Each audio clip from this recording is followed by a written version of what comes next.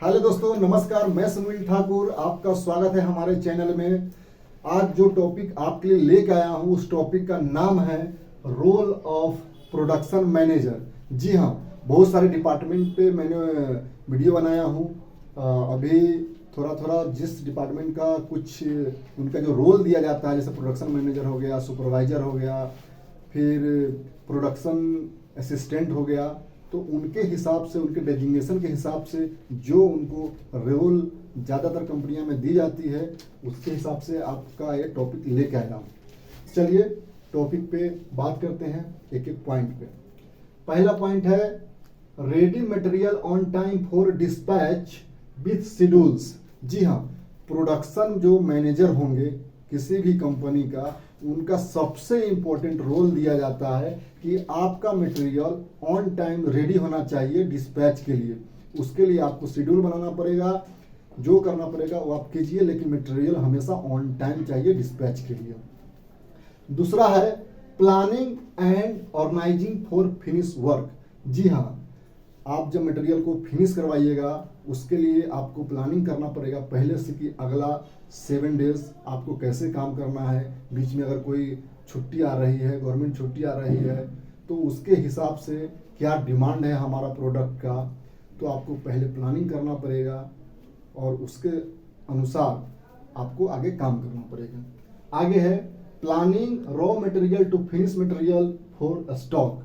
ये प्लानिंग आपका अलग हुआ, डिस्पैच के लिए हुआ। नीचे क्या हुआ कि आपके पास अगर रॉ मटेरियल अवेलेबल है कंपनी में और कुछ स्टॉक करना है फ्यूचर के लिए, आगे 2 महीने, 3 महीने, 4 महीने के लिए ऑर्डर ज़्यादा आने वाले हैं, क्योंकि कंपनी का जो बैकग्राउंड होगा, पास्ट से कितना सेल हुआ उससे आप ले सकते हैं। तो उसके हिसाब से कौन सा मंथ में कितना ज़्यादा सेल्स है, तो प्लानिंग करके आप पहले से स्टॉक कर सकते हैं मटेरियल को। कितना उसके लिए पहले से आपके पास रॉ मटेरियल अवेलेबल है वो भी देखना पड़ेगा। तो ये जो प्लानिंग है raw material to finish material for stock. आगे है अर्जेंट मटेरियल फर्स्ट प्रियोरिटी। जी हाँ, आपके कंपनी में अगर अर्जेंट मटेरियल पहले है उसको आपको फर्स्ट प्रायोरिटी देना पड़ेगा। आगे है knowledge of direction and skill set. जी हाँ, यह आपको काफ़ी इंपॉर्टेंट है पर्सनल आपके लिए। अगर आप प्रोडक्शन मैनेजर में काम करते हैं, मैनेजर के पोस्ट पे हैं, तो आपके पास ये नॉलेज बहुत अच्छा सा होना चाहिए कि डायरेक्शन और स्किल सेट, कौन से मशीन पे कैसा ऑपरेटर को सेट किया जाए, या फिर कहाँ पे कौन सा मेन पावर लगाया जाए, कौन सा वहाँ पे स्किल सेट किया जाए, यानी कौन सा मैन पावर वहाँ पे ज़्यादा अच्छा रहेगा और मेरा जो प्रोडक्शन है वो तेज़ी से ग्रोथ करे, मतलब आगे ज़्यादा से ज़्यादा प्रोडक्शन निकले। तो इसके लिए काफ़ी मतलब कि अच्छा से ध्यान देना पड़ेगा उस चीज़ पे। जो आपके पास मेन पावर होंगे या फिर जो मशीनरी आइटम होंगे, तो ये सब चीज़ आपको अच्छे से ध्यान देना पड़ेगा। आगे है बजट एंड सेव प्रोडक्शन। जी हाँ, कंपनी को बजट को ध्यान में रखते हुए कम मार्जिन पे अच्छा प्रोडक्शन निकले। ज़्यादा कॉस्टली मैन पावर भी आपके पास उतनी नहीं होना चाहिए। अगर कंपनी देखिए कंपनी का कैसा मतलब ग्रोथ है, कंपनी का क्या टर्नओवर है, उसके हिसाब से प्रोडक्शन सेफली होना चाहिए, प्रोडक्ट को ज़्यादा रिजेक्ट ना हो, ये सब चीज़ भी ध्यान में आपको रखना पड़ेगा। तो ये जो 6 पॉइंट है प्रोडक्शन मैनेजर के लिए बहुत ही इम्पोर्टेंट है। ऐसे तो बहुत सारे प्रोडक्शन मैनेजर है दूसरे डिपार्टमेंट पे भी ध्यान देने लगते हैं, ये सब गलत बात है। आप अपने डिपार्टमेंट पे ध्यान दीजिए, डिस्पैच पे छोड़ दीजिए। बहुत आदमी क्या है कि प्रोडक्शन के साथ साथ डिस्पैच पे भी पूरा एकदम 100% देने लगते हैं। नहीं, कंपनी पहले से ही डिस्पैच में कोई ना कोई किसी को रखता है, इतना आप गौर कीजिएगा। तो आपका काम है कि मटेरियल ऑन टाइम डिस्पैच तक दे दे।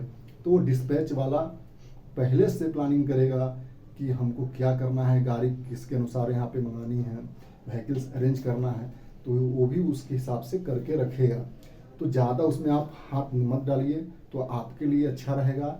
या फिर रॉ मटेरियल, कभी कभी रॉ मटेरियल को बनाना रहता है तो वहाँ पे स्टोर वाले से उनका ज़्यादा आर्ग्यूमेंट हो जाता है वहाँ, क्योंकि स्टोर में भी कोई अगर काम करता है तो भी पुराना बंदा रहेगा। तो ये सब चीज़ भी आपको ध्यान में रखना पड़ेगा कि हमको दूसरे डिपार्टमेंट से आर्ग्यूमेंट भी नहीं करना है। कभी कभी क्वालिटी से भी हो जाता है, क्योंकि प्रोडक्शन आपको तेजी करना है, लेकिन आपका ऑपरेटर होगा जो रिजेक्ट कर देगा, तो उस समय फिर से आपको बहुत सारे तकलीफें झेलनी पड़ती है प्रोडक्शन मैनेजर को, तो आर्ग्यूमेंट हो जाता है क्वालिटी डिपार्टमेंट से। तो ये सब चीज़ आपको ध्यान रखना पड़ेगा। सेफली अपने डिपार्टमेंट में अच्छे से काम कीजिए, ज़्यादा इधर उधर हाथ डालने की कोई ज़रूरत नहीं है, नहीं तो आगे चल के आपको ही घाटा होने वाला है।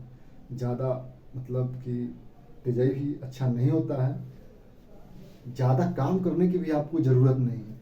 5-6 जो अच्छे अच्छे स्किल्स होते हैं जो मैंने बताया है, उस पर अगर आप ज़्यादा ध्यान देंगे तो आपका उन्नति ज़्यादा होगा। कोई कोई प्रोडक्शन मैनेजर को मैंने देखा है कि मशीन के पास जाके खड़े हो जाते हैं 15 मिनट 20 मिनट की, उनका ऑपरेटर क्या करता है। ये सब भी गलत बात है। आप जितना ज़्यादा देर उनके साथ बिताइएगा ऑपरेटर के साथ, उतना वैल्यूएशन आपका कम होगा। इसके लिए आप कम से कम उनके पास जाइए, अगर कुछ उनको प्रॉब्लम है तो जाइए उनको सुनिए, तो आपका कंपनी में उनके नज़र में वैल्यूएशन बढ़ेगा। ये सब चीज़ काफ़ी इम्पोर्टेंट है, छोटी छोटी बातें। आगे क्या है कि आपके अंदर जो क्वालिटी है डेवलप ज़्यादा से ज़्यादा अच्छा से अच्छा क्या करना चाहिए। तो क्या है, लीडरशिप की क्वालिटी होना चाहिए, क्योंकि बहुत सारा आपका टीम रहेगा प्रोडक्शन में। कंपनी का टर्नओवर के हिसाब से अगर आप स्पेशल एकदम हेड ऑफ डिपार्टमेंट है, प्रोडक्शन मैनेजर है, तो लीडरशिप क्वालिटी आप में बहुत जनरेट करनी पड़ेगी। उसके ऊपर आपको नहीं हो तो 2-4 किताबें पढ़िए लीडरशिप के ऊपर।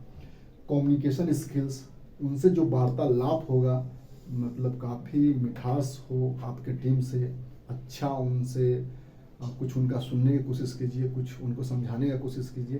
तो कम्युनिकेशन स्किल्स भी बहुत अच्छा होना चाहिए उनके साथ। आगे है मल्टीटास्क एबिलिटी। जी हाँ, आप में मल्टीटास्क एबिलिटी भी होनी चाहिए। कभी मान लीजिए कभी टेक्निकल फॉल्ट हो गया कंपनी में, मशीन कुछ गड़बड़ हो गया, तो थोड़ा बहुत नॉलेज आपके पास भी होनी चाहिए इस चीज़ को। आगे है स्ट्रॉन्ग ऑर्गेनाइजेशनल एप्टीट्यूड। जी हाँ, ये तो आप में रहेगा ही। Problem solving skill. जी हाँ, कभी कभी प्रॉब्लम कंपनी में आ जाती है कि आपके पास मेन पावर की कमी पड़ गई, छुट्टी जैसे दिवाली हो गया, होली हो गए, तो उस समय जो आपको टीम होगा वो इधर उधर हो जाएगा, तितर बितर हो जाएगा, और हो सकता है तो ऑर्डर उस समय बहुत ज़्यादा रहेगा।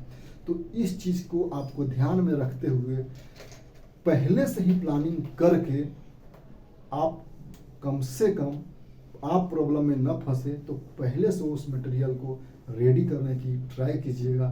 तो होली हुआ, दिवाली हुआ, कोई ऐसा त्यौहार हो गया, उसमें आप मतलब फंसेंगे नहीं। तो प्रॉब्लम सॉल्विंग स्किल तो एक हो गया आपको प्रोडक्शन से रिलेटेड, और भी आपका जो कंपनी में प्रॉब्लम आते होंगे छोटे छोटे, तो वो भी स्किल आपको थोड़ा अपने आप में बेहतर करना पड़ेगा।